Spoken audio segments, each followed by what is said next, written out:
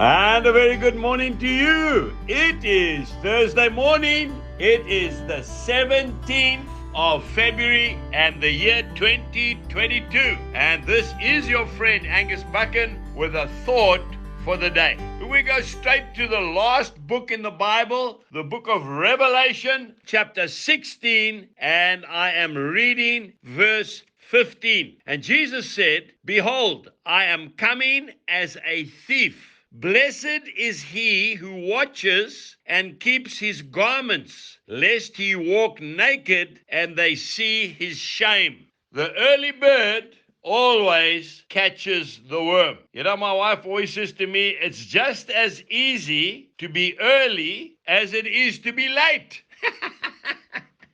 It's an absolute fact. It's a good habit to be early. We really need to get up in the morning. It's the early bird that catches the worm. Such a true saying, isn't it? Jesus was never late for an appointment. He was never early for an appointment, but he was always spot on time. You see, if you're late starting off, you just don't seem to ever be able to catch up, do you? You're just late all day long. You know, often the disciples were looking for Jesus early in the morning because the crowds had already gathered. And where was he? He was up the mountain. He was fellowshipping with his Father. He was getting instructions from his Father for what he had to do that day. A prime example is the illustration Jesus spoke about with the 10 virgins. Remember? 5 early risers and 5 late risers. 5 wise virgins and 5 foolish virgins. If we look at Matthew chapter 25 and verse 8, and the foolish virgins said to the wise, "Give us some of your oil, for our lamps are going out." We cannot afford to sleep in. We cannot afford to miss the boat. You know, as a farmer, I used to do most of my work before breakfast in the morning.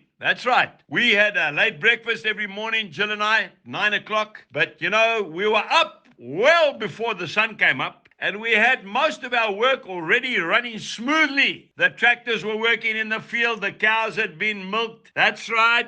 Everything had been done before breakfast. And then you can enjoy a nice breakfast and fellowship with your wife. What about your quiet time? When do you get up for your quiet time? Oh, well, I don't have time at the moment. You can't afford not to have time. When I was a young man in Scotland, I used to walk down the little village roads, and a farmer would hang over the fence and with a piece of straw out of his mouth, and he'd always have time to speak. But you know why? Because he was an early riser, and he had done most of his work early in the morning. Always have time to speak to Jesus. He is never too busy to speak with you. You know, that brings a tear to my eye. He's got more on his mind than anybody else in the universe. But he's always got time to speak with you and I. Get your instructions from the Lord first thing in the morning, and you will be pleasantly surprised how much work you can get done in a day. And then lastly, go to bed earlier